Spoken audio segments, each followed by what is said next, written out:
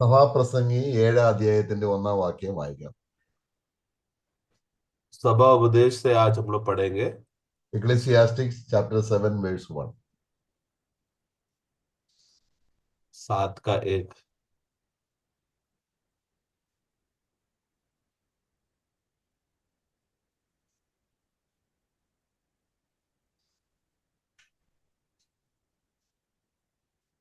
अच्छा नाम अनमोल इत्र से और मृत्यु का दिन जन्म के दिन से उत्तम है।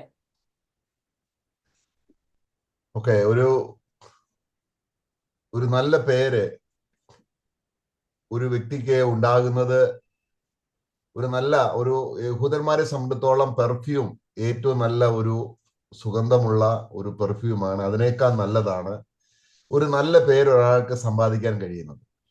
इजराइल लोगों के बीच में इतर बोला तो यह जो खुशबू देने वाला इतर है वो उन लोग के लिए बहुत मूल्यवान वो लोग समझते हैं। लेकिन उससे भी ज्यादा मूल्यवान है एक अच्छा नाम एक व्यक्ति के जीवन में जो है वो उससे भी ज्यादा मूल्य समझते हैं। അപ്പം ഇവിടെ ഒരു നല്ല പേര് നമ്മൾ ഒരു ജനനം കൊണ്ട് തന്നെ ഒരു നല്ല പേര് കിട്ടാൻ സാധ്യതയുള്ളവരാരുമില്ല. കാരണം എല്ലാവരും പാപികളായി ജനിച്ചവരാണ്. तो हम लोग ऐसा कोई भी ऐसा नहीं है कि जन्म से ही हमको एक अच्छा नाम मिलकर अच्छा रीति से हम जिया हो, ऐसा कोई नहीं, क्योंकि हम सब लोग पापी है। അപ്പോൾ നമ്മുടെ കർത്താവായ യേശു ക്രിസ്തു മാത്രമാണ് ഒരു നല്ല പേരിന് ഉടമസ്ഥൻ. അവൻ ജീവിച്ചിരുന്നപ്പോഴും മരിച്ചു കഴിഞ്ഞും സ്വർഗത്തിലും എന്നേക്ക് നിലനിൽക്കുന്ന ഒരു പേര്, സുഗന്ധത്തെക്കാൾ ഉന്നതമായ ഒരു പേര് സമ്പാദിച്ചവനാണ് കർത്താവായ യേശു ക്രിസ്തു. परंतु सिर्फ यीशु मसीह है एक ऐसा मनुष्य जो इस दुनिया में जीते समय में या इस दुनिया के जन्म से ही सबसे उत्तम और श्रेष्ठ नाम उन्होंने पाया।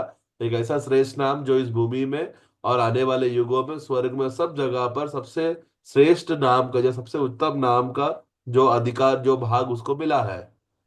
അപ്പൊ അടുത്ത വാക്യം പറയുന്നത് മരണ ദിവസം ജനന ദിവസത്തേക്കാൾ ഉത്തമമാണ്.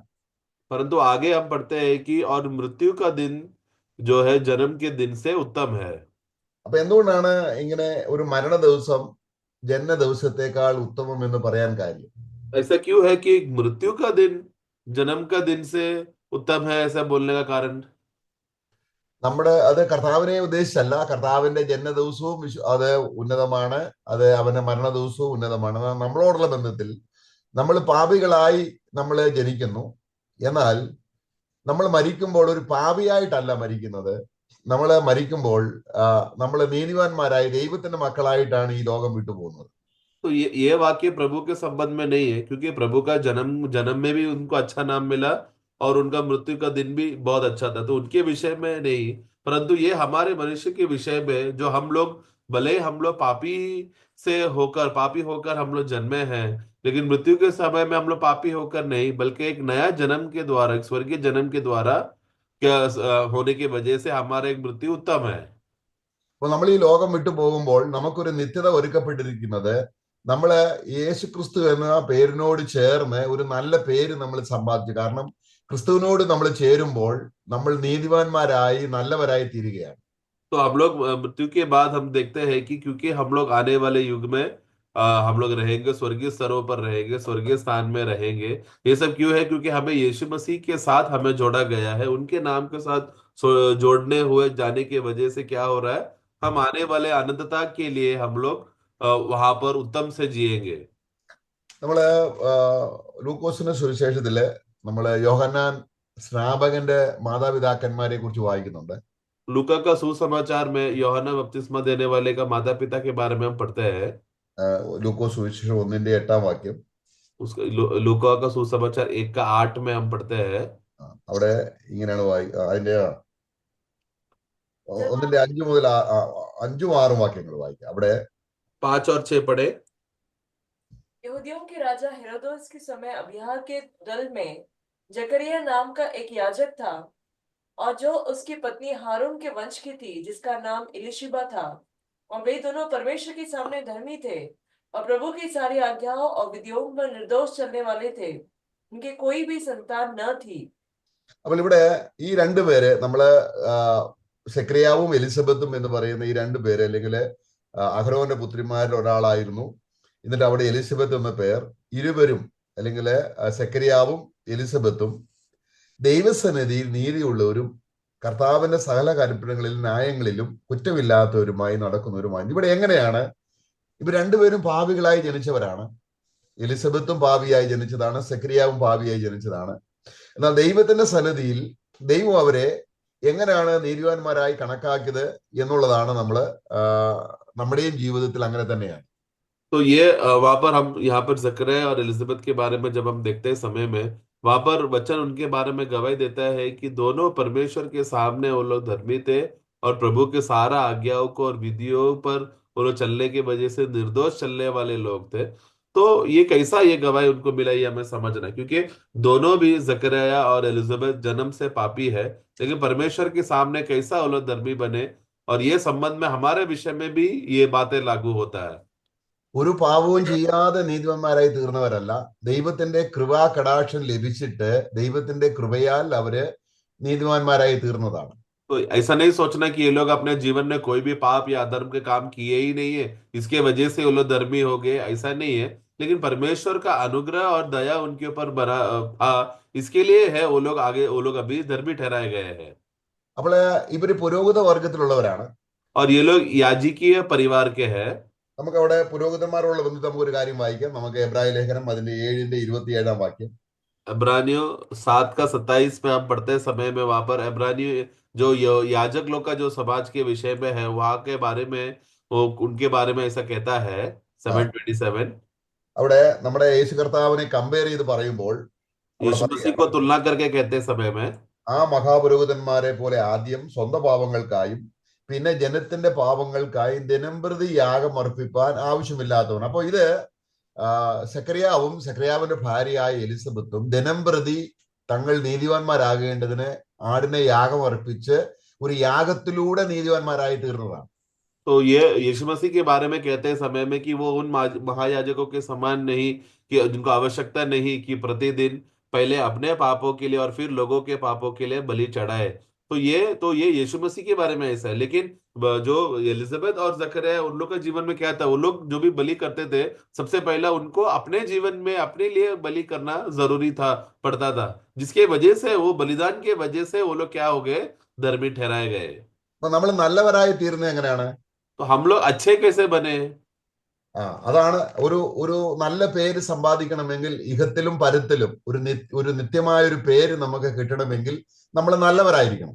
तो इस दुनिया में और आने वाले दुनिया में एक अच्छा नाम, एक अच्छा गवाही में अगर अवस्था में अगर बना रहना है तो एक अच्छा नाम का जरूरत है। उस अच्छा नाम के लिए का जिंदगी जीना जरूरी है।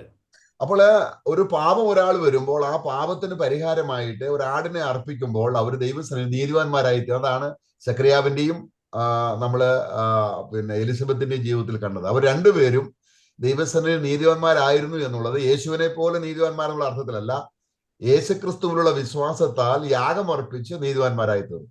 तो ऐसा तो हम देखते हैं कि पुराने नियम में कि जब भी लोग व्यक्ति पाप करते समय में वो लोग बलि चढ़ाना पड़ता था और उस बलि की वजह से वो लोग धर्मी ठहराए जाते थे। जो हम देखते हैं कि इसी रीति से जकरिया भी और एलिजाबेथ भी इसी रीति से वो लोग धर्मी ठहरा कर परमेश्वर की उपस्थिति में रह सकते थे। वो लोग यीशु मसीह के समान जन्म से वो लोग सिद्ध और धार्मिक है ऐसा नहीं है, लेकिन बलि चढ़ाने की वजह से वो लोग ऐसा हुआ। അപ്പം അവർക്ക് ഒരു നല്ല പേരും കിട്ടി. കാരണം ആ പേര് നിലനിൽക്കുന്ന ഒരു പേരിന് അവർ അവകാശികളായി തീർന്നു. और उनको एक अच्छा नाम भी मिला जो सर्वदा टिकने वाला नाम का आधार पर उनका प्रतिफल भी मिला। ഈ പേരെന്ന് പറയുന്നത് നീതിമാൻ എന്നുള്ള പൊതുവായ പേരാണ്. നമുക്ക് ഓരോരുത്തർക്കും ഓരോ പ്രത്യേക പേരുണ്ടെങ്കിൽ പോലും ദൈവമക്കളെ പൊതുവെ നീതിമാന്മാരെന്നാണ് വിളിക്കുന്നത്. അതൊരു പൊതുവായ പേരാണ്. കാരണം ദുഷ്ടന്മാരായി ജനിച്ചു, പക്ഷെങ്കിൽ പാപികളായി ജനിച്ചു, പക്ഷെങ്കിൽ നമ്മൾ നീതിവാന്മാരായി മരിക്കുന്നു. അതിന് ഇടവരുത്തത് ദൈവം തന്നെയാണ്. तो जो नया नाम में अच्छा नाम मिला करके बोलते समय में प्रयोग सबसे पहले हमें समझना है कि एक अच्छा नाम मतलब धर्मी, यही एक नाम है जो हर एक विश्वासी को प्रभु हम सबको विश्वासी लोगों को दे रहा है जब हमारे नया जन्म के द्वारा। तो धर्मी करके हो जाना ही मतलब वो एक नाम भी है और होने का एक पदवी भी है। तो हम लोगों को स्वर्ग में अलग अलग नाम प्रभु हमको देंगे, परंतु उसी के साथ साथ हम धर्मी करके भी कहलाए जाते हैं। അപ്പൊ ഒരു യാഗത്തിലൂടെ നമുക്ക് ഒരു നല്ല പേര് സമ്പാദിക്കാൻ കഴിയുന്ന ആ ദൈവത്തിന്റെ കൃപ നമ്മള് എബ്രായ ലേഖനം 11:4 വാക്യത്തിൽ വായിക്കുമ്പോൾ ഹാബേൽ ഒരു നല്ല പേര് സമ്പാദിച്ചത് യാഗത്തിലൂടെയാണെന്ന് വായിക്കുന്നു. तो हम लोग बलि बलि करने के द्वारा एक अच्छा नाम कमा सकते हैं। ऐसा अवस्था में प्रभु ने सुविधा उन लोगों को रखा था, जो पुराने नियम में भी हम देखते हैं। उदाहरण के लिए इब्रानियों 11 का 4 पढ़ते समय में विश्वास के द्वारा आबेल ने एक अच्छा उत्तम बलि चढ़ाया, जिसके वजह से उसको एक अच्छा नाम मिला, या उसको धर्मी करके बुलाया। मतलब क्या, उसको एक अच्छा नाम मिला। അവിടെ അവര് ജനനത്തിൽ ഹാബേലും കയീനും ഒരേ തുല്യ ഒരപ്പന്റെ മക്കളാണ്. അവര് രണ്ടും പാപികളാണ്. അവരുടെ പാപം സംബന്ധിച്ച് അവർ രണ്ടുപേരും പാപികളാണ്. ഒരു നല്ല പേരിന് അവകാശികളല്ല. എന്നാൽ ഇവിടെ 4-ാം വാക്യത്തിൽ വായിക്കുമ്പോൾ, വിശ്വാസത്താൽ ഹാബേൽ ദൈവത്തിന് കയീന്റെതിലും ഉത്തമമായ യാഗം കഴിച്ചു, അതിനാൽ അവന് നീതിമാൻ എന്ന സാക്ഷ്യം ലഭിച്ചു. കണ്ടോ, യാഗം കഴിച്ചതിലൂടെ നീതിമാൻ എന്ന പേരിന് സാക്ഷിയായി തീർന്നു. तो जन्म से दोनों आबेल और कैन दोनों पापी है, दोनों दोनों दुष्ट लोग है, क्योंकि वो लोग आदम के वंश है, आदम के संतान से आए हुए लोग हैं। परंतु वो वहां पर आबेल ने क्या किया, जैसा हम पढ़ते हैं अब 11 का 4 में इब्रानी में, कि आबेल ने क्या किया, आबेल ने कैन से भी एक उत्तम बलिदान चढ़ाया, जिसके द्वारा उसको धर्मी होने का गवाही उसको मिला। तो मतलब वो धर्मी है करके, यानी कि वो आपसे अभी से वो एक धर्मी नाम से जाना जाने वाला अवस्था में पहुंच गया आबेल। അപ്പോൾ അത് അപ്പം ഹാബേലിന് നീതിമാൻ എന്ന പേര് കിട്ടി. तो जिसके वजह से अभी आबेल कौन है, अभी धर्मी होने का नाम उसको मिला। അവനെ ദൈവം നീതിമാൻ എന്നാണ് വിളിക്കുന്നത്. നമ്മളെ കർത്താവ് അവനെ പറയുമ്പോൾ മത്തായിയുടെ സുവിശേഷം അതിന്റെ 23-ന്റെ 35-ാം വാക്യം വായിക്കുമ്പോൾ, मत्ती 23 का 35 में भी पढ़ते हैं समय में, वहां पर आबेल के विषय में धर्मी करके प्रभु उसको बुलाता है करके हम पढ़ते हैं। ആ,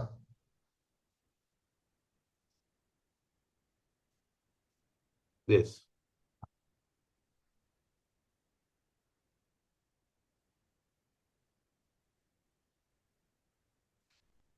हेलो। അവിടെ നമ്മൾ വായിക്കുന്നത് 35-ാം വാക്യത്തില്, നീതിമാനായ ഹാബേലിന്റെ രക്തം മുതൽ. അപ്പം ഹാബേലിന് ദൈവം നീതിമാൻ എന്നാണ് വിളിക്കുന്നത്. കാര്യം എന്താണ്? അവൻ അവിടെ യാഗം അർപ്പിച്ച് നീതിമാനായി എന്നാണ് 11-ന്റെ 4 വായിക്കുന്നത്. तो वहां पर हम पढ़ते समय में जिसमें धर्मी धर्मी आबेल से करके वहां पर बोला, तो मतलब आबेल हमें वो आबेल को परमेश्वर आबेल को धर्मी करके बुलाता था। तो कैसा उसको धर्मी बुलाया जाने का उसको अवस्था मिला, वो भाग्य मिला, क्योंकि इब्रानियों 11 का 4 में पढ़ा कि उसने एक उत्तम बलि चढ़ाया, जिसके वजह से तो बलिदान एक आधार था एक अच्छा नाम कमाने का। അപ്പോൾ നമ്മുടെ ആത്മാവ്, ദേഹി, ശരീരം, ഈ 3 ഭാഗമുള്ള ഒരു മനുഷ്യനിൽ മൊത്തം അവന്റെ ഹൃദയവും അവന്റെ ശരീരവും ആദ്യം തന്നെ നല്ലവനാകുന്നില്ല. ആദ്യം അവന്റെ ആത്മാവിൽ ദൈവം സ്പർശിച്ച് ആത്മാവിനെ നല്ലവനാക്കുക എന്നുള്ളതാണ് ദൈവത്തിന്റെ ആദ്യത്തെ പ്രവൃത്തി. तो एक मनुष्य, जब हम देखते हैं कि मनुष्य जब जन्म से ही उसको आत्मा, प्राण और शरीर जो इस रीति से वो जन्म लिया है, और उसका हृदय, मन, विवेक सब बातें उसमें से है, तो परंतु जन्म से वो सिद्ध नहीं है, शुद्ध नहीं है या धर्मी नहीं है। सबसे पहला परमेश्वर उस व्यक्ति का आत्मा को बचाता है, उद्धार देकर उसको शुद्ध करता है। അപ്പൊ ആത്മാവ് നീതീകരിക്കപ്പെടുമ്പോൾ, ആത്മാവിന്റെ നീതീകരണം യേശുവിന്റെ രക്തം മൂലം സംഭവിക്കുമ്പോൾ, ആത്മാവ് നീതീകരിക്കപ്പെടുമ്പോഴാണ് നമ്മുടെ ദേഹി വിശുദ്ധിയിലേക്ക് വരുന്നത്. तो जब आत्मा धर्मी ठहराया जाने के द्वारा, यानी कि यीशु मसीह के लहू से शुद्ध होने के बाद जो वो धर्मी ठहराया जाता है, उसके बाद है उसका प्राण का पवित्रकरण का कार्य होता है। അപ്പൊ ഇവിടെ ഈ നമ്മളിൽ ഈ 3 ഘടകമുള്ളതിൽ ആദ്യം നല്ലതാകുന്നത് നമ്മുടെ മനസ്സാക്ഷിയാണ്, അതായത് ആത്മാവാണ്. നമുക്ക് എബ്രായ ലേഖനം 10-ന്റെ तो हमारा सबसे पहला जो एक व्यक्ति जो शुद्ध होता है या धर्मी ठहराया जाता है, सबसे पहला उसका विवेक का भाग है, जो आत्मा में होता है, जो हमने इब्रानी का पुस्तक 10वां अध्याय में पढ़ते हैं। 9-ന്റെ 14-ാം വാക്യം. सॉरी, इब्रानियों 9 का 14 में हम पढ़ते हैं। 9 का 14 पढ़े। तो मसीह का लहू, जिसने अपने आप को सनातन आत्मा के द्वारा परमेश्वर के सामने निर्दोष ठहराया, तुम्हारे विवेक को मरे हुए कामों से क्यों न शुद्ध करेगा, ताकि तुम जीवित ഓക്കെ. അപ്പോൾ ദൈവത്തെ ആരാധിക്കണമെങ്കിൽ ആദ്യം നമ്മുടെ ആത്മാവ് നല്ലതായി തീരാതെ, ദുർമനസാക്ഷി അല്ലെങ്കിൽ ആത്മാവ് രക്ഷിക്കപ്പെടുന്നില്ല എങ്കിൽ, ആത്മാവ് വീണ്ടും ജനിക്കുന്നില്ല എങ്കിൽ നമുക്ക് നല്ലവരാകാനേ കഴിയത്തില്ല ഒരിക്കൽ പോലും. तो इसके लिए जीवित परमेश्वर को उपस्थिति में सेवा करने या आराधना करने के लिए सबसे पहला परमेश्वर उसका आत्मा, यानी उसका विवेक को मरे हुए कामों से शुद्ध करता है। क्योंकि जब एक बार विवेक शुद्ध हो गया या आत्मा शुद्ध हो जाता है, तो ही वो परमेश्वर की उपस्थिति में वो योग्य रहकर धर्मी बना रह सकता है। അപ്പോൾ അവിടെ നമ്മള് 2 തീമോഥെയോസ് दूसरा तिमोथी 1:4 വായിക്കുന്നത്, 1:4 में हम पढ़ते हैं, യാഗം അർപ്പിച്ച് ദൈവസന്നിധിയിൽ നല്ലവരായി തീർന്നവർക്കെല്ലാം ഒരു നല്ല മനസ്സാക്ഷിയുണ്ട്. जो बलि करके शुद्ध होने वाले लोगों को एक अच्छा विवेक है करके हम पढ़ते हैं. അതാണ് ഇവിടെ വായിക്കുന്നത്. 2 तिमोथी 2 തിമോത്തി 1:4 1:4 पढ़े. और तेरे आंसुओं की सुधि कर कर के रात दिन तुझसे भेंट करने की लालसा रखता हूँ. 2 തിമോത്തി 1:4 വായിച്ചത്. ഞാൻ പൂർവന്മാരുടെ ദൃഷ്ടാന്തം അനുസരിച്ച് നിർമ്മല മനസാക്ഷിയോടെ ആരാധിക്കുന്ന ദൈവം. तीन तीन पढ़ना, हिंदी में 3 है. जिस परमेश्वर की सेवा मैं अपने बाप दादों की रीति पर शुद्ध विवेक से करता हूँ. हाँ, शुद्ध विवेक से करता हूँ. അപ്പോൾ നമ്മളിൽ ആദ്യം നല്ലതാകുന്നത് എന്താണ്? तो हमारे एक व्यक्ति के अंदर सबसे पहला अच्छा क्या बनता है? അത് നമ്മുടെ മനുഷ്യ ആത്മാവിൽ നമ്മുടെ മനസാക്ഷിയാണ്. मनुष्य आत्मा में उसका विवेक है जो सबसे पहला शुद्ध होता है. അപ്പോൾ ഒരു നല്ല മനസാക്ഷി ഉണ്ടെങ്കിൽ अच्छा विवेक रहेगा तो നമുക്കൊരു നല്ല നടപ്പ് അല്ലെങ്കിൽ നമ്മുടെ ജീവിതം നല്ലതായി തീരും. അതാണ് നമ്മൾ എബ്രായ ലേഖനം അതിന്റെ 13 അധ്യായം വായിക്കുന്നുണ്ട്. तो हमारा चाल चलन भी अच्छा हो जाता है. उदाहरण के लिए इब्रानियों का पुस्तक 13 अध्याय में हम पढ़ते हैं, അതിന്റെ 13-18 വാക്യം. 13 का 18 पढ़े. ये प्रार्थना करते रहो क्योंकि हमें भरोसा है कि हमारा विवेक शुद्ध है और हम सब बातों में अच्छे चाल चलना चाहते हैं. അപ്പൊ ഞങ്ങൾ എല്ലാത്തിലും നല്ലവരായിരിക്കാൻ കാര്യം എന്താണ്? ഞങ്ങളുടെ മനസാക്ഷി ദൈവത്തോട് നല്ല മനസാക്ഷിയാണ്. അതിന്റെ അർത്ഥം യേശുവിന്റെ രക്തത്തിന്റെ തളിപ്പും യേശുവിന്റെ രക്തത്തിന്റെ നിർമ്മലതയും ഞങ്ങളുടെ മനസാക്ഷിയിൽ ഉള്ളത് കൊണ്ട് ഞങ്ങളുടെ മനസാക്ഷി നല്ലതാണ്. അപ്പൊ മനസാക്ഷി നല്ലതാണെങ്കിൽ ഹൃദയം നല്ലതായി തീരും. അതാണ് നമ്മൾ വായിക്കുന്നത്. हमारा सब बातें अच्छा चलता है. इसका कारण क्या है? क्योंकि हमारा विवेक शुद्ध है करके हम वचन में हम पढ़ते हैं. तो अच्छा विवेक होने का कारण की वजह से जो यीशु मसीह का लहू छिड़कने के द्वारा जो हमारे विवेक को शुद्ध करता है, हमारा आत्मा को शुद्ध करता है, उसके कार्य के वजह से हमारा विवेक हमेशा शुद्ध रहता है, जिसके वजह से हमारा सारे बातें चाल चलन और हृदय भी शुद्ध रहता है. അപ്പൊ എങ്ങനെയാണ് നമുക്കൊരു നല്ല പേരുണ്ടാക്കാൻ കഴിയുന്നത്? जिसके वजह से एक अच्छा नाम हम कैसा कमा पा सकते हैं? നമ്മുടെ ദേഹിയിലുള്ള എന്തെങ്കിലും നല്ല കാര്യങ്ങൾ, ഇപ്പൊ മഹാത്മാഗാന്ധി ഒരു നല്ല പേരുണ്ടാക്കിയിട്ടുണ്ട്. നമ്മുടെ രാഷ്ട്രപിതാവാണ്, 1ാമത്തെ രാഷ്ട്രപിതാവാണ്. പക്ഷെങ്കിൽ वो അദ്ദേഹം അപ്പോഴും മരിച്ചപ്പോൾ അല്ലെങ്കിൽ ഒരു നല്ല സ്ഥലത്ത് എത്തിയിട്ടില്ല. കാരണം അദ്ദേഹത്തിന്റെ ജന്മദിവസത്തെക്കാൾ മോശമായ രീതിയിലാണ് അദ്ദേഹത്തിന്റെ മരണ ദിവസം വന്നിരിക്കുന്നത്. तो इसके लिए हम कैसा हम लोग एक अच्छा नाम को हम लोग कमा सकते हैं या हम लोग पा सकते हैं? तो वो हमारा कोई प्राण का कुछ अच्छा कर्म का या प्राण का कुछ सोच विचार की वजह से नहीं, उसके बलबूते में नहीं हम लोग कमा सकते हैं. अगर महात्मा गांधी जी को ही अगर हम देखा जाए तो वो इस दुनिया में उन्होंने अच्छा नाम तो उन्होंने कमाया और अच्छा काम भी किया है, परंतु वो जो जो मृत्यु के बाद जो सुकून का जो जगह जाना चाहिए उस जगह को उसने नहीं कमाया था. इसलिए जन्मदिन से भी ज्यादा बुरा अवस्था था उनका मृत्यु का दिन में. അവർ മനുഷ്യരുടെ മുമ്പിൽ നല്ലവരായിരുന്നു. वो मनुष्य के सामने तो बहुत अच्छे थे. നമ്മള് സക്രിയാവിനെയും നമ്മള് എലിസബത്തിനെയും കുറിച്ച് വായിച്ചത് എന്താണ്? हम लोग जकरिया और ദൈവത്തിന്റെ സന്നിധിയാണ് നാം യാഗമുഖാന്തരം ദൈവസന്നിധിയിൽ നല്ലവരായി തീരുമ്പോഴാണ്, നമ്മുടെ മനസാക്ഷി നല്ലതായി തീരുമ്പോൾ ഒരു നല്ല പേര്, നീതിമാൻ എന്ന പേരിന് അവകാശിയാകുകയും നമ്മുടെ ജന്മ ദിവസത്തെക്കാൾ അല്ലെങ്കിൽ ഏറ്റവും അനുഗ്രഹിക്കപ്പെട്ട ദിവസമായി മരണ ദിവസം, കാരണം നമുക്ക് നിത്യത എന്ന സ്ഥലത്തേക്ക്, ദൈവത്തിന്റെ അടുക്കിലേക്ക്, നമ്മളെ നീതീകരിച്ചതിന്റെ അടുക്കിലേക്ക് നമ്മൾ ഉൾപ്രവേശനം ചെയ്യുന്ന ദിവസമാണ് നമ്മുടെ മരണ ദിവസം. तो इसके लिए जकरिया और एलिजाबेथ ने कैसा वो लोग ने अच्छा नाम कमाया या अच्छा नाम मिला या वो लोग धर्मी कहलाए गए? तो धर्मी करके नाम उनको क्यों मिला? क्योंकि वो लोग बलि चढ़ाते थे और वो लोग किसके सामने वो लोग ने किया? प्रभु के सामने सारा आज्ञाओं को, विधियों को मानकर परमेश्वर के सामने निर्दोष हो चलते थे. तो प्रभु के सामने बने रहने के लिए, परमेश्वर के सामने वो कैसा वो लोग कर सकते हैं? वो बलि चढ़ाने की वजह से. तो वो है हर एक विश्वासी जो प्रभु की उपस्थिति में बने रहकर पाने का जो अवस्था है, वहां पर है वो धर्मी होने का वो नाम वो लोग कमाते हैं. നമ്മള് യേശുക്രിസ്തു പ്രവചനം അതിന്റെ 18 അധ്യായം വരുമ്പോൾ एजेकियल का पुस्तक उसका 18 अध्याय में ഒരു ദൈവത്തിന്റെ സന്നിധിയിൽ നല്ല പേര് സമ്പാദിച്ച ഒരു വ്യക്തി परमेश्वर की उपस्थिति में एक अच्छा नाम कमाया हुआ व्यक्ति പിന്നീട് അവന് മനസാക്ഷി ദുർമനസാക്ഷി ആകുകയും അവന്റെ പ്രവൃത്തി ദോഷമായും തീരുകയും ചെയ്താൽ उसके बाद अगर उसका विवेक अशुद्ध हो गया और उसका चाल चलन गंदा हो जाता है या गलत रास्ते में चलता है, വീണ്ടും അവനെ അവനെ ദൈവം ഒരു നല്ല മനസാക്ഷിക്ക് വേണ്ടി ദൈവം അവനെ തിരിച്ചു വിളിക്കുകയാണ്. उसके बाद प्रभु उसका अच्छा विवेक के लिए शुद्ध होने या विवेक अच्छा हो जाने के लिए उसको दोबारा बुलाता है. അങ്ങനെ വിളിക്കുമ്പോൾ അതിന്റെ 18 അധ്യായത്തിന്റെ 22 വാക്യം, उसका 18 का 22 जब पढ़ते हैं समय में, ऐसा बुलाने वाला व्यक्ति, ആ അങ്ങനെ അവൻ ചെയ്ത അതിക്രമങ്ങൾ ഒന്നിനെയും അവന് കണക്കിടുകയില്ല. अगर ऐसा सचमुच वो मन फिराने अगर आ रहा है तो उसने जितने भी अपराध किए गए हैं उसका कोई भी लेखा लिया नहीं जाएगा. അവൻ ചെയ്ത നീതിയാൽ അവൻ നീതി എന്താണ്? ദൈവത്തെങ്കിലേക്ക് ഒരു നല്ല മനസാക്ഷിക്ക് തിരിച്ചു വന്നു. और उसने जो धर्म का जो काम उसने जो किए हैं, वो क्या धर्म का काम क्या है कि वो मन फिरने के लिए वापस प्रभु के पास आया. ആ അപ്പോൾ ദൈവത്തെങ്കിലേക്ക് നമ്മള് നീതിക്കായിട്ട് വരുമ്പോൾ, അല്ലെങ്കിൽ മനസാക്ഷിയുടെ ശുദ്ധീകരണത്തിന് വേണ്ടി വരുമ്പോൾ, ഒരു നല്ല പ്രവൃത്തിയായിട്ട് നീതിയായിട്ട് ദൈവം കണക്കിടുകയാണ്. तो मतलब एक व्यक्ति जब अगर वापस लौट कर आता है, उसका चाल चलन सुधारने के लिए वापस प्रभु के पास आकर मन फिरता है, तो वो मन फिरने का काम को प्रभु उसको धार्मिकता के निमित्त उसको गिना जाता है.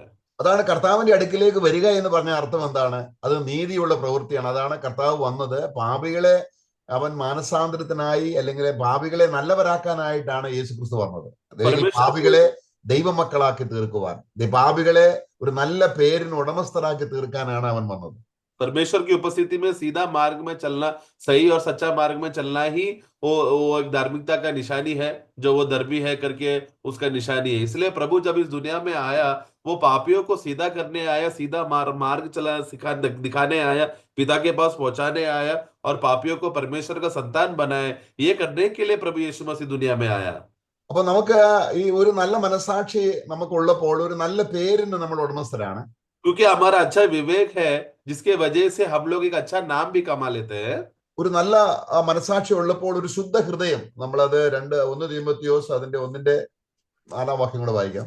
पहला तिमोथी 1 का 4 भी हम पढ़ेंगे, जिसमें हम कहते हैं कि वो अच्छा विवेक होने की वजह से एक अच्छा मन भी रहता है.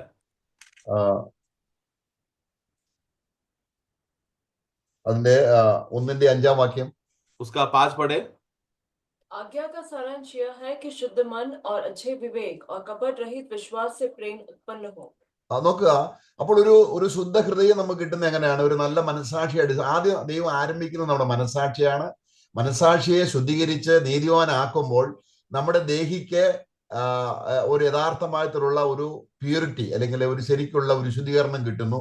അങ്ങനെ നമ്മൾ നല്ല ഒരു നടപ്പിനിടയായി തീരുകയും നമ്മുടെ ആളത്വം മുഴുവനും നല്ലവരായി തീരുകയും ചെയ്യുന്നു. तो हमारा शुद्ध मन और एक अच्छा विवेक, ये हमेशा साथ में चलने वाली बात है. इसलिए नया जन्म के द्वारा सबसे पहला वो प्रभु परमेश्वर क्या करता है?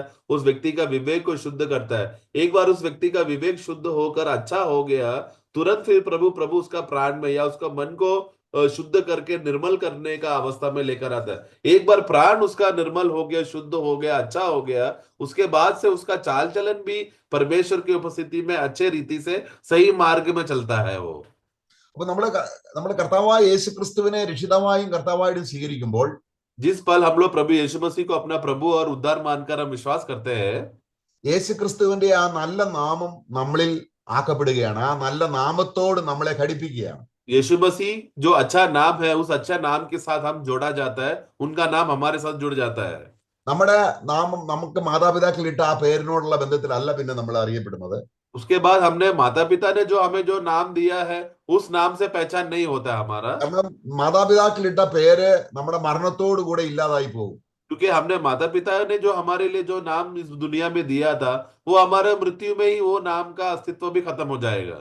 നമ്മൾ യേശുക്രിസ്തുവിനോട് ബന്ധപ്പെടുത്തി നമ്മുടെ ജീവിതത്തെ ഘടിപ്പിക്കുമ്പോൾ യേശുക്രിസ്തുവിന്റെ നാമത്തോട് ചേർന്നാണ് നമ്മുടെ നാമം ഇരിക്കുന്നത്. परंतु एक बार एक व्यक्ति यीशु मसीह के साथ जुड़ जाता है, उसके जीवन के साथ जुड़ जाने के बाद यीशु मसीह के द्वारा हमें एक अच्छा नाम मिलता है. നമുക്കൊരു വാക്യം, അതായത് 1 പത്രോസ് അതിന്റെ पहला पत्रोस 4-16 വാക്യം വായിക്കുമ്പോൾ, 4 का 16 में हम इस रीति से हम पढ़ते हैं.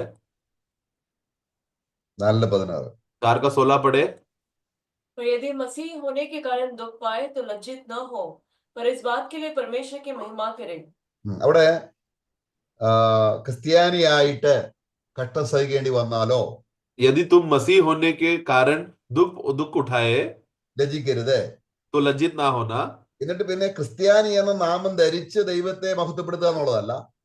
फिर उसके बाद तू एक मसीह है, उस नाम से तू परमेश्वर का महिमा कर रहा है, वो आधार पर नहीं, അതായത് 4:14 ക്രിസ്തുവിന്റെ നാമഹേതുവായി എന്നാണ്. बल्कि यदि तू मसीह के नाम में यदि अगर तू निंदा उठाए तो ആ मसीह के नाम के द्वारा है हमें निंदा उठाना है. അപ്പൊ ക്രിസ്തുവിന്റെ നാമവുമായിട്ട് നമ്മുടെ പേര് ഐക്യപ്പെടും. तो मतलब क्या, मसीह के नाम के साथ हमारा नाम जुड़ जाता है, उसके नाम के साथ एक हो जाता है. അങ്ങനെ നമ്മൾ ദൈവത്തെ മഹത്വപ്പെടുന്നവരാകുന്നത് കൊണ്ടാണ് നമ്മുടെ മരണ ദിവസം അല്ലെങ്കിൽ ഏറ്റവും ഉത്തമമായിട്ടുള്ള ദിവസമായിട്ട് തീരുന്നു. तो क्योंकि हम जीते समय में मसीह के नाम के साथ जुड़ गए, उसके साथ संबंध हो गया, इसलिए हमारा मृत्यु जन्म से भी श्रेष्ठ और उत्तम हो जाता है. നാം കർത്താവായ യേശു ക്രിസ്തുവിന്റെ നാമം നമ്മള് എഫേസ്യ ലേഖനം അതിന്റെ എബ്രായ ലേഖനം അതിന്റെ 13:18 വായിക്കുന്നത് इब्रानियों 13:8 में हम पढ़ते हैं, ഒരു സ്ഥിരമായ നാമം യേശുവിനുണ്ട്. यीशु का नाम एक स्थिर नाम है. അത് यीशु मसीह कल, हाँ, ഇന്നലെയും ആ നാമമുണ്ട്, ഇന്നുണ്ട്, നാളെയുമുണ്ട്. यीशु मसीह का जो नाम है कल और आज और युगानुयुग एक सा है. അപ്പൊ നമുക്ക് ഇന്ന് ഈ വർത്തമാന രീതിയിൽ ജീവിതത്തിൽ ഇന്ന് നമുക്ക് യേശു ക്രിസ്തുവിന്റെ നാമവുമായി ഘടിക്കപ്പെടുമ്പോൾ इसके लिए आज वर्तमान में जीते समय में हम लोग यीशु मसीह के नाम के साथ हम जब जुड़ जाते हैं, അതാണ് ക്രിസ്തുവിനോട് ചേരുവാൻ സ്നാനമേറ്റവരായ നാം, അല്ലെങ്കിൽ നമ്മൾ യേശുവിനോട് ചേർന്നു ആ നാമത്തോടാണ് നമുക്ക് ഐക്യതയുള്ളത്. मतलब मसीह के साथ एक होने के लिए तुम्हारा बपतिस्मा हुआ है करके जब पढ़ते समय में उनका नाम के साथ हम एक हो गए हैं. അത് ആ നാമം ഇന്നലെയും ഇന്നും നാളെയും എന്നേക്ക് സ്ഥിരതയുള്ളത് കൊണ്ട് ആ നല്ല നാമം അല്ലെങ്കിൽ നമുക്കും വിളിക്കപ്പെട്ടിരിക്കുകയാണ്. और वो एक अच्छा नाम है जो कल या आज और युगानी युग के लिए एक अच्छा नाम रहता है. उस नाम के साथ हमें बुलाया गया है, जोड़ा गया है. അപ്പൊ മരണത്തോടുകൂടെ അസ്തമിച്ചു പോകുന്ന ഒരു നാമമല്ല യേശുവിന്റെ നാമം. तो मृत्यु के बाद खत्म होकर नाम का अस्तित्व भी चले जाएगा, ऐसा नाम नहीं है यीशु के साथ जुड़े हुए लोगों का नाम. കാരണം യേശു പുനരുദ്ധാനം പ്രാപിച്ചു കഴിഞ്ഞപ്പോൾ അവൻ ലോകത്തിൽ ജീവിച്ചതിനേക്കാൾ അധികമായിട്ട് അല്ലെങ്കിൽ അത് അനുഗ്രഹിക്കപ്പെട്ട നാമമായി അനേകർക്ക് അത് അനുഗ്രഹമായി. കാരണം യേശുവിന്റെ ജീവിതകാലത്ത് 101 പേര് മാത്രമേ ആദ്യമേ സഭയിൽ ഉണ്ടായിരുന്നുള്ളൂ. तो हम देखते हैं कि इसलिए यीशु इस दुनिया में आने के बाद से देखो, जब उसका वो नाम आज भी बहुत से लोगों के लिए फायदामंद हो रहा है. जब यीशु इस दुनिया में था, जब 33.5 साल इस दुनिया में था, तो लगभग 120 लोगों को ही उसका तो शुरुआत में उसका फायदा हुआ था. അപ്പൊ യേശുവിന്റെ നാമം അത് ഇന്ന് ലോകത്തിൽ വളരെയധികം ശക്തപ്പെട്ടിരിക്കുന്നത് അവൻ ഇന്ന് ഉയർത്തെഴുന്നേറ്റ് കഴിഞ്ഞിട്ടാണ് അതിന്റെ നാമം സുഗന്ധം പോലെ ലോകത്തിലെല്ലാം പരന്നു. परंतु आज दुनिया भर में प्रभु का नाम सुगंध के रूप में फैला क्यों है? क्योंकि पुनरुत्थान के द्वारा के वजह से है, जो आज पूरा दुनिया भर में यीशु का नाम है. നമ്മള് ഉത്തമഗീതത്തിൽ അത് വായിക്കുന്നുണ്ട്. ഉത്തമഗീതത്തിന്റെ 1-ാം അധ്യായത്തിന്റെ 2-ാം വാക്യത്തിൽ श्रेष्ठ गीत में इस बारे में हम पढ़ते हैं 1-2 में. അവിടെ കർത്താവിന്റെ നാമത്തിൽ രക്ഷപ്പെട്ട് നീതിവാന്മാരായി തീർന്നവർ നാമം ഒരു പകർന്ന തൈലത്തേക്കാൾ ശ്രേഷ്ഠമാണ്. हम जानते हैं कि जो नया जन्म पाए हुए लोगों का जो नाम जिनके द्वारा यीशु का नाम के साथ जुड़ा हुआ है, जो धर्मी कहलाए जाते हैं, उन लोग का नाम क्या है? इतर से भी बहुमूल्य है. നിന്റെ സ്നേഹം വീഞ്ഞിലും രസമാണ്. और तेरा प्रेम जो है दाखरस से भी बेहतर है. നിന്റെ നാമം പകർന്ന തൈലം പോലെ. और तेरा नाम जो है इतर के सुगंध से भी उत्तम है. കാരണം അവന്റെ പേരിന്, അവന്റെ ശരീരത്തിന്, അവന്റെ ആത്മാവിന്, അവന്റെ ദേഹിക്ക്, അവന്റെ ശരീരത്തിന് എപ്പോഴും ഒരു തൈലത്തിന്റെ മണമാണുള്ളത്. क्योंकि उनका नाम हमेशा एक सुगंध देने वाला, उसका आत्मा में और उनका प्राण में और उनका शरीर में एक हमेशा सुगंध देने वाला इतर के तेल के समान है. നമ്മള് കർത്താവിന്റെ ക്രൂശ് മരണത്തോടുള്ള ബന്ധത്തിൽ നമ്മൾ വായിക്കുമ്പോൾ प्रभु के क्रूस के मृत्यु के संबंध के बारे में जब हम पढ़ते समय में അവിടെ നമ്മൾ അതിന്റെ 13-ാം അധ്യായം 29-ാം വാക്യം വായിക്കുകയാണ്. ഏത് പുസ്തകം? അപ്പോസ്തല പ്രവൃത്തി 13:29. प्रेरितों का कार्य 13:29 में हम पढ़ते हैं. 29 पढ़े. और जब उन्होंने उसके विषय में लिखी हुई सब बातें पूरी की तो उसे क्रूस पर से उतार कर कब्र में रखा. അവിടെ നോക്കുക, ആ വാക്കിന്റെ പ്രയോഗം. ഒരാൾ മരിച്ചു കഴിഞ്ഞാൽ പിന്നെ അദ്ദേഹത്തെ ആ ക്രൂശിൽ നിന്ന് ഇറക്കുമ്പോൾ പറയുന്നത് അവിടെ പറയുന്ന പ്രയോഗമല്ല ഇവിടെ. കാരണം അവനെ കുറിച്ച് എഴുതിയിരിക്കുന്നതൊക്കെയും തികച്ച ശേഷം അവർ അവനെ കാരണം तो യേശുക്രിസ്തുവിന്റെ ആത്മാവും യേശുക്രിസ്തുവിന്റെ ദേഹിയും ഇപ്പോൾ അവനില്ല. അപ്പോഴും ആ ശരീരത്തെ വിളിക്കുന്നത് അവനെ എന്നാണ്. तो वहां पर देखो, नॉर्मली एक व्यक्ति जब किसी या कोई भी व्यक्ति जब मर जाने के बाद वो लोग कभी भी तो उसको उसके साथ जो शव संस्कार करते हैं समय में वो शरीर को हमेशा लाश बोलकर जिक्र कर कर वो लोग संस्कार करने का विषय में बात करते हैं। लेकिन यहाँ पर देखो, प्रभु के विषय में जो जो बातें लिखा गया था वो सब बातें पूरा हो जाने के बाद वचन के अनुसार तो क्या किया, तो वो लोगों ने उसे क्रूस से निकाला। देखो, उसे क्रूस से निकाला करके बोले तो अभी प्रभु यहाँ पर उनका जो मृत्यु हुआ है, आत्मा और प्राण अभी प्रभु के शरीर में नहीं है, तो भी देखो प्रभु का जब शरीर को उतारते समय उसे करके बोलकर वर्णन किया है, उसका शव करके नहीं बोला है, उसे मतलब वो व्यक्ति के बारे में बोला है। അതിന്റെ അർത്ഥം എന്താണ്? उसका मतलब क्या है? യേശുക്രിസ്തുവിന്റെ ശരീരം മരിച്ച ശേഷവും ദുർഗന്ധം വമിക്കാത്ത ഒരു ശരീരമാണ്. यीशु मसीह का शरीर जो है मरा मृत्यु आया तो भी वो दुर्गंध नहीं हो रहा। जैसा हमारा शरीर मरने के बाद लाश हो जाता है, वैसा प्रभु का शरीर नहीं हुआ। ഇപ്പൊ കർത്താവിനെ രക്ഷിതാവായി സ്വീകരിക്കാത്ത വ്യക്തികളെ സംബന്ധിച്ചിടത്തോളം അവരുടെ ആ ശരീരം ദുർഗന്ധം വമിച്ച ശരീരത്തിലേക്കാണ് അവർ വീണ്ടും ന്യായവിധിക്കായി ഉയർത്തെഴുന്നേറ്റ് ആ ദുർഗന്ധം വമിച്ച ശരീരത്തിലേക്കാണ് അവർ തിരിച്ചു വരുന്നത്. तो हम देखते हैं कि जो कोई भी प्रभु यीशु मसीह का प्रभुत्व नहीं स्वीकारता, उद्धार नहीं पाता, वो लोग मर जाते हैं, तो उनका दशा क्या होगा? एक दुर्गंध रीति से श्राप और सड़ाहट का अवस्थे में का दशा में वो लोग पहुंच जाते हैं और वो लोग बने रहते हैं। और यही सड़ाहट और नाश का अवस्था में वो लोग खड़े होकर वापस वो लोग न्याय के दिन वो लोग खड़े होगा ताकि वो लोग को आग का झील में डाला जाए। യേശു നീതിമാനായതുകൊണ്ടും परंतु यीशु धर्मी होने की वजह से, അവനിൽ പാപമില്ലാത്തത് കൊണ്ടും उनमें पाप नहीं है, അവന്റെ ശരീരം ദുർഗന്ധം വമിച്ചില്ല. അവൻ പുനരുദ്ധാനം പ്രാപിച്ചപ്പോൾ അതേ ശരീരത്തിലേക്കാണ് വന്നത്. उनका शरीर क्योंकि सड़ा नहीं, दुर्गंध नहीं हुआ, लाश नहीं बना, इसलिए पुनरुत्थान के बाद क्या हो गया? वो वापस दोबारा वही शरीर में लौट कर आया। അതുകൊണ്ടാണ് നമ്മളെ സംബന്ധിച്ചിടത്തോളം നമ്മൾ മരിക്കുന്ന ഉപേക്ഷിക്കുന്ന ശരീരത്തിലേക്കല്ല നമ്മൾ വരുന്നത്. കാരണം ക്രിസ്തുവിൽ നീതിവാന്മാരായി തീർന്നപ്പോൾ, ഒരു നല്ല പേരിന് നമ്മൾ ഉടമസ്ഥരായി തീർന്നപ്പോൾ നമുക്ക് കിട്ടാൻ പോകുന്ന ശരീരം ദുർഗന്ധം ഒരിക്കലും വമിക്കാത്ത സ്വർഗീയ ശരീരം, യേശുവിന്റെ അതേ ശരീരമാണ് നമുക്ക് കിട്ടുന്നത്. इसके लिए हम लोग जो नया जन्म पाए हुए लोग, एक मसीह में नया जन्म के द्वारा उद्धार पाए हुए लोग, हम लोग जब ये दुनिया छोड़कर जाते समय में हम लोग वापस यही मरणहार शरीर जो लाश होकर शव होकर दुर्गंध फैलाता है उस शरीर में नहीं हम लोग रहेंगे, बल्कि जो तेजोमय है, क्योंकि हमको एक अद्भुत एक नया नाम मिला है, महिमा का नाम मिला है, धर्मी का नाम मिलने की वजह से, उत्तम नाम के साथ हमें जोड़ा जाने की वजह से मसीह किस रीति से तेजस्वी शरीर में है, जो निष्कलंक शरीर है, उसी शरीर में हमें भी मिलेगा। കാരണം നമ്മള് ക്രിസ്തുയേശുവിൽ ഒരു നല്ല പേര് സമ്പാദിച്ചു. क्योंकि हम भी मसीह में एक अच्छा नाम कमाया। അതുകൊണ്ട് നമ്മുടെ പ്രവൃത്തിയിൽ ദുഷിച്ച പ്രവൃത്തി വന്നാൽ ദുർഗന്ധം ഉളവാകാതിരിക്കാനായിട്ടാണ് നമ്മൾ എപ്പോഴും മനസാക്ഷിയെ നമ്മൾ രക്തത്താൽ ശുദ്ധീകരിച്ചുകൊണ്ടേയിരിക്കണം. इसके लिए हमें दुर्गंध का अवस्था में ना रहने के लिए बार हमें लहू के द्वारा हमें शुद्धिकरण होना जरूरी है, ताकि दुर्गंध हमें बना ना रहे। അതുകൊണ്ട് നമ്മൾ പാട്ടുകാരൻ ചോദിക്കുന്ന കുഞ്ഞാൻ രക്തത്താൽ നീ കുളിച്ചോ? इसके लिए वो गीत में हम पढ़ते हैं, एक गीत हम गाते हैं जिसमें क्या तुमने प्रभु के लहू से आज धोया क्या?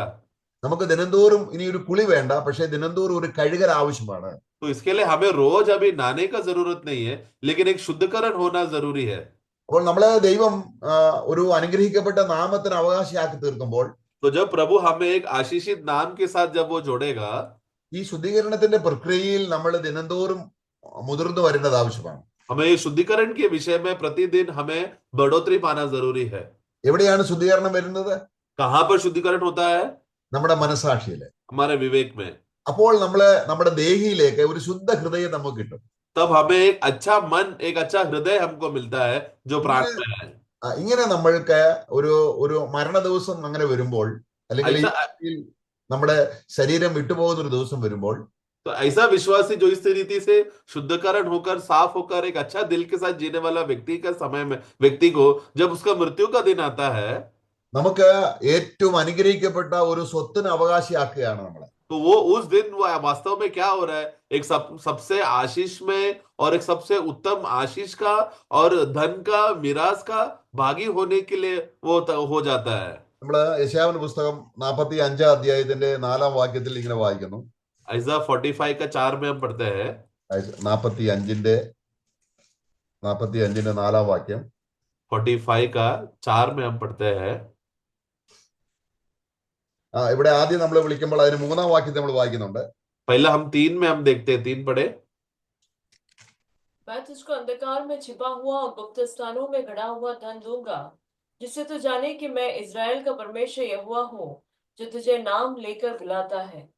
നിന്നെ പേര് വിളിച്ച് ഞാൻ നിന്നെ വിളിച്ചിരിക്കുന്നു, പേര് പറഞ്ഞ് നിന്നെ വിളിച്ചിരിക്കുന്നു. मैं तुझे नाम लेकर मैं तुम्हें बुलाता हूँ। എന്തിനാണ് വിളിച്ചിരിക്കുന്നത്? അവിടെ അതിന്റെ മൂന്നാം വാക്യം, ഞാൻ ഇരുട്ടിലെ നിക്ഷേപങ്ങളെയും മറവിടങ്ങളിലെ ഗുപ്തനിധിയെയും എന്റെ ദാസനായ യാക്കോബ് നിമിത്തവും എന്റെ വൃദ്ധനായ ഇസ്രായേൽ നിമിത്തവും നിനക്ക് തരേണ്ടതിനാണ് പേർ ചൊല്ലി വിളിച്ചിരിക്കുന്നത്. तो क्यों हमें नाम लेकर बुलाया? ताकि अंधकार में छुपा हुआ और गुप्त स्थान में रहा हुआ जो गुड़ धन है, अच्छा धन, जो गड़ा हुआ धन को देने के लिए वो हमें नाम लेकर बुलाया है। പിന്നെ അതിന്റെ നാലാം വാക്യത്തിന്റെ അവസാന നാമത്തിൽ പറയുകയാണ്, और वाक्य 4 का आखिरी भाग में वहां पर हम पढ़ते हैं, നീ എന്നെ അറിയാതെ ഇരിക്കെ ഞാൻ നിന്നെ ഓമന പേർ ചൊല്ലി വിളിച്ചിരിക്കുന്നു. पढ़ना। यदा यद्यपि तू मुझे नहीं जानता तो भी मैंने तुझे पदवी दी है। तो पदवी दी, मतलब मैं तुझे श्रेष्ठ नाम लेकर बुलाया हूँ। അങ്ങനല്ല, അതായത് നമുക്ക് അവന് നമുക്ക് ഓമന പേര് എന്നുള്ള മലയാളത്തിൽ ഉദ്ദേശിക്കുന്ന ഓമന പേര് പെറ്റ് നെയിം ആ അർത്ഥത്തിലല്ല, നമുക്ക് സർനെയിം, ഒരു കുടുംബ പേര് തന്നിരിക്കുന്നു, ഒരു കുടുംബത്തോട് ബന്ധപ്പെട്ട ഒരു നാമം തന്നിരിക്കുന്നു എന്നാണ്. ये भाग पढ़ना। अपने दास याकूब और अपने चुने हुए इज़राइल के निमित्त मैंने नाम लेकर तुझे बुलाया है। बंदों को नाम लेकर बुलाया है करके बोलते समय में हमको जो घर में जो हम लोग प्यार से बुलाते उस रीति से नाम नहीं, लेकिन ये एक पदवी वाला नाम है, जो एक सरनेम जैसा होता है, जो अधिकार का नाम है, उस नाम लेकर हमें बुला रहा है।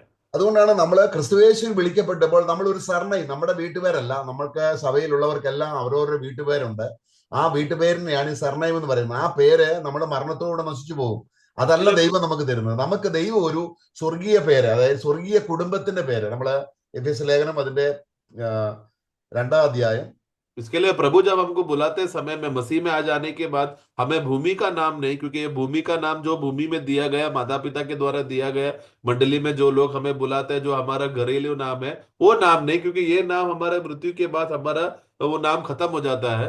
लेकिन हमें प्रभु ने बुलाते समय में नए जन्म के द्वारा हमें एक स्वर्गीय नाम दिया है, जो सदा टिकने वाला नाम दिया है, जिसके विषय में हम लोग एफेसुस का पुस्तक अध्याय 2 में हम पढ़ते हैं। അതിന്റെ 18-ാം വാക്യം, उसका 18 पढ़े। क्योंकि उसी ही के द्वारा हम दोनों की एक आत्मा में पिता के पास पहुंच होती है। ആകയാൽ നിങ്ങൾ ഇനി അന്യന്മാരും പരദേശികളുമല്ല, വിശുദ്ധന്മാരും സഹപൗരന്മാരും ദൈവത്തിന്റെ ഭവനക്കാർ. അപ്പൊ ദൈവത്തിന്റെ ഭവനം, उसके इसके लिए यद्यपि अभी हम लोग कोई अन्य और परे नहीं, लेकिन पवित्र लोग हैं, और हम लोग उसके संगी देश के और परमेश्वर के घराने के हो चुके हैं। അപ്പം നമുക്കൊരു സർനെയിം എന്താണ്? तो हमारा जो सरनेम, हमारा घरेलू नाम क्या रहेगा? നമ്മൾ ദൈവഭവനത്തിലെ ദൈവത്തിന്റെ ഭവനം എന്നുള്ള ആ സർനെയിം, അതാണ് നമുക്ക് പെർമനന്റ് ആയിട്ട് ക്രിസ്തുവിൽ മരിക്കുന്നവർ, ക്രിസ്തുവിൽ അല്ലെങ്കിൽ നീക്കപ്പെടുന്നവർക്ക് നിത്യ നല്ല പേരുള്ളവർക്ക് കിട്ടാൻ പോകുന്ന പേര് അതാണ്. वो परमेश्वर का नाम का घर का नाम है, जो हम लोग स्वर्गीय लोग बन जाने के बाद स्वर्ग का मिरास हम लोग प्राप्त करके पवित्र लोग और संगी देश के जो हम लोग हकदार हो जाएंगे, क्योंकि हम लोग मसीह में हो जाने की वजह से हमें वहां का स्वर्गीय घर का नाम मिलेगा। അപ്പോൾ ഈ സ്വർഗത്തിലുള്ള ഈ കുടുംബത്തിലെ അംഗങ്ങൾ ചിലർ ഇപ്പോൾ ഭൂമിയിലാണ്. तो अभी परंतु ये जो हम लोग जो परमेश्वर के जो स्वर्गीय परिवार के जो घरेलू लोग हैं, उसमें से कुछ लोग अभी भूमि पर है। പൗലോസും പത്രോസും ഒക്കെയും അവർ സ്വർഗത്തിലെ കുടുംബത്തിലെ അംഗങ്ങളായിരുന്നു. പക്ഷെങ്കിൽ അവർ മരിച്ചു കഴിഞ്ഞപ്പോൾ അവർ സ്വർഗത്തിലേക്ക് മാറ്റപ്പെട്ടു, സ്വർഗ കുടുംബത്തിലേക്ക് മാറ്റപ്പെട്ടു. पौलोस और पत्रोस भी जब वो लोग ये खत लिखते समय में, वो लोग कौन थे? स्वर्ग के कुटुंब के वो लोग सदस्य थे। लेकिन जब वो लोग मर जाने के बाद क्या हो गया? उस स्वर्गीय कुटुंब के सदस्य के वो लोग तभी भागी हो गए। അപ്പം കർത്താവിനെ കൂടാതെ മരിച്ചു പോയവർക്ക് ഒരു കുടുംബനാമമില്ല, വ്യക്തിപരമായ ഒരു നല്ല നാമവുമില്ല. കാരണം അവരുടെ മരണത്തോടുകൂടി അവരുടെ പേര് നശിച്ചു, അവരുടെ ജീവിതവും നശിച്ചു, കുടുംബവും നശിച്ചു, അവരുടെ മഹത്വം എല്ലാം നശിച്ചു. എന്നാൽ ഒരു ദൈവവേദനെ സംബന്ധിച്ചോളം അവന്റെ മരണം ഇതെല്ലാം ഒരു പുതിയ ജീവിതത്തിന്, ഒരു പുതിയ കുടുംബനാമം. കാരണം നമ്മള് എഫേസ്യ ലേഖനം അതിന്റെ 3-ന്റെ 14-ാം വാക്യം വായിക്കുമ്പോൾ, इसके लिए जो परमेश्वर जो मसीह में नहीं है, जिनको मसीह का जो नाम के साथ जुड़ा हुआ नहीं है, जिसका नया जन्म नहीं हुआ है, उन लोगों को ये अच्छा नाम जो कमाया रहेगा भूमि पर वो उसका फायदा नहीं होगा। एक अच्छा परिवार में जन्मा रहेगा वो उनका फायदा नहीं होगा, क्योंकि मरने के बाद वो सब खत्म हो जाएगा और वो लोग ऐसा अनंत नाश में वो लोग चले जाएंगे जहां पर उनका नाम का कुछ भी जो कमाया रहेगा उनको फायदा नहीं होगा। लेकिन मसीह में जो लोग हैं वो लोग स्वर्गीय नाम के हिस्सेदार होने के वजह से वो लोग प्रभु के घराने के लोग हो गए, जिस वजह से हम लोग स्वर्गीय सदस्य बन चुके हैं। एफएससी 3:14 हम पढ़ते समय में हम देखते हैं कि इस कारण उस पिता को मैं के सामने घुटना देखता करता रखता हूँ, जिसके वजह से स्वर्ग और पृथ्वी पर हर एक घराने का नाम रखा गया है। അപ്പം നമ്മള് പിതാവിന് മുമ്പിൽ മുട്ടുമടക്കുമ്പോൾ നമ്മുടെ സ്വർഗീയ പിതാവിനെ ഒരു കുടുംബത്തിന്റെ അംഗങ്ങളായിട്ടാണ് മുട്ടുമടക്കുന്നത്. അവിടെ പൗലോസ് പറയാണ് ഞങ്ങള് അത് സ്വർഗത്തിനും ഇപ്പം കുറച്ചു പേര് പൗലോസ് ഭൂമി ജീവിക്കുമ്പോൾ അല്ലെങ്കിൽ നമ്മൾ ഭൂമി ജീവിക്കുമ്പോൾ നമ്മൾ ഭൂമിയിലാണെങ്കിലും നമ്മൾ സ്വർഗത്തിലെ കുടുംബത്തിന്റെ അംഗങ്ങളാണ്.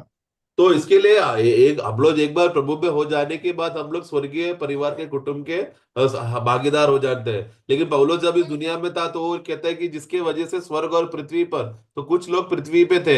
एक बार पौलुस जब मरकर गया, स्वर्ग में गया, तो वो तभी वो स्वर्ग का घराने का पूरा भागी वो हो गया। അപ്പൊ നമുക്ക് സ്വന്തമായിട്ടൊരു നിലനിൽക്കുന്ന പേര് മാത്രമല്ല, ഒരു കുടുംബ നാമവും കൂടെ ദൈവം നമുക്ക് സ്നേഹിച്ച് തന്നിരിക്കുന്നത് ക്രിസ്തുവിൽ, അല്ലെങ്കിൽ ആ കുടുംബത്തിന്റെ അനുഗ്രഹവും കൂടെ നമുക്ക് കിട്ടുകയാണ്. तो हमें एक व्यक्तिगत रीति से, जो हमने मसीह में आने की वजह से जो व्यक्तिगत रीति से जो इंडिविजुअली जो हमें नाम मिला, केवल उतना ही नहीं, लेकिन स्वर्गीय होने की वजह से स्वर्गीय परिवार का घराने का नाम भी हमें मिला है। കാരണം ഇതെല്ലാം ഒരു ഒരു നല്ല പേര് നമുക്ക് കിട്ടാൻ കാരണമായി തീർന്നത് നമ്മുടെ കർത്താവായ യേശു ക്രിസ്തുവാണ്. इस रीति से एक अच्छा नाम मिल जाए उसका कारण है यीशु मसीह। ഒരു നല്ല സർനെയിം നമുക്ക് കിട്ടാൻ കാരണം കർത്താവായ യേശു ക്രിസ്തുവാണ്. एक अच्छा घर का एक अच्छा स्वर्गीय नाम मिले, घराने का नाम मिले, स्वर्गीय घराने का नाम मिले या सरनेम मिलने का कारण भी प्रभु यीशु मसीह है। ഇതിലേക്ക് നമ്മൾ പ്രവേശിക്കുന്നത് നമ്മുടെ അക്ഷരീയമായ ശരീര മരണത്തിലൂടെ നമ്മൾ അതിലേക്ക് പ്രവേശിക്കുകയാണ്. परंतु इसमें हम कभी प्रवेश करेंगे, भले अभी हम लोग हिस्सेदार तो है, लेकिन प्रवेश कब कर रहे हैं? जब हम लोग इस दुनिया का भूमि का शरीर को जब हम छोड़ेंगे तब। അപ്പോൾ നമ്മുടെ ഈ ഭൂമിയിലെ ജന്മത്തെക്കാൾ എത്ര ശ്രേഷ്ഠമാണ് നമ്മുടെ മരണ ദിവസം. अगर सचमुच अगर हम लोग उस स्वर्गीय देश में हम लोग प्रवेश कर कर उस ऊंचा आशीष का भागी हो गए, ऐसा है तो हमारा जन्म का दिन से भी कितना अच्छा और उत्तम है मृत्यु का दिन। നമ്മൾ അനാഥരല്ല, നമുക്ക് സ്വർഗത്തിലെ പിതാവുണ്ട്, നമ്മുടെ हम लोग अनाथ नहीं है, അനേക हमें स्वर्गीय पिता है, നമുക്ക് വ്യക്തിപരമായി എന്നേക്ക് നിലനിൽക്കുന്ന ഒരു പേരുണ്ട്, അപ്പോൾ തന്നെ ഒരു കുടുംബ പേരുണ്ട്. നമ്മൾ അതിലാണ് നമ്മൾ പ്രശംസിക്കേണ്ടത്. और उतना ही नहीं, हम लोग स्वर्ग में हमको मिराज प्रभु ने रखा है, बहुत से भाई लोग हैं स्वर्ग में, हमें व्यक्तिगत रीति से आत्मिक नाम हमें मिला है। और व्यक्तिगत रीति से आत्मिक नाम ही नहीं, हमें स्वर्ग में आत्मिक परिवार का स्वर्गीय घराने का नाम भी हमें मिला है। इतना बड़ा श्रेष्ठ पद भी हमें प्रभु यीशु में मिला है।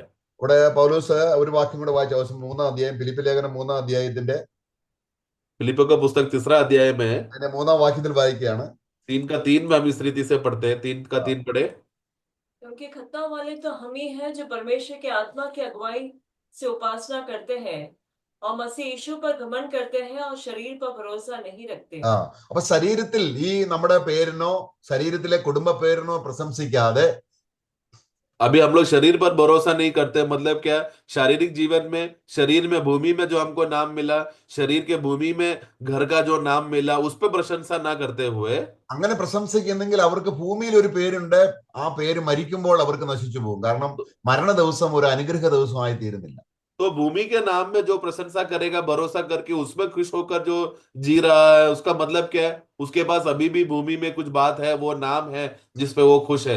ऐसा व्यक्ति, उसका हालत क्या होगा? वो मृत्यु के बाद उसका नाम भी, वो भी मिट जाएगा, उसका नाम भी मिट जाएगा। तो उसको प्रशंसा करने कुछ भी नहीं है फिर मरने के बाद, क्योंकि वो नरक में जा रहा है। അപ്പൊ കർത്താവായ യേശു ക്രിസ്തു എന്ന പേര് സ്വർഗത്തിലെ പേരാണ്. इसलिए प्रभु यीशु मसीह करके जो नाम है वो स्वर्गीय नाम है। ആ നാമത്തിൽ നമ്മൾ പ്രശംസിക്കണം, അതിൽ നമ്മൾ ഗമണ്ടുണ്ടാകണം. അതാണ് നമ്മുടെ പ്രശംസ വിഷയം. അങ്ങനെയുള്ളവരാണ് ആത്മാവിൽ ആരാധിക്കുന്നവർ. അവര് उसके लिए हम लोग वो नाम पर हमें भरोसा करना है, उस पे हमारी प्रशंसा है, जो स्वर्गीय नाम है, उस पे हम लोग को आनंदित करना है, क्योंकि हमें उस नाम के साथ जोड़ा गया है।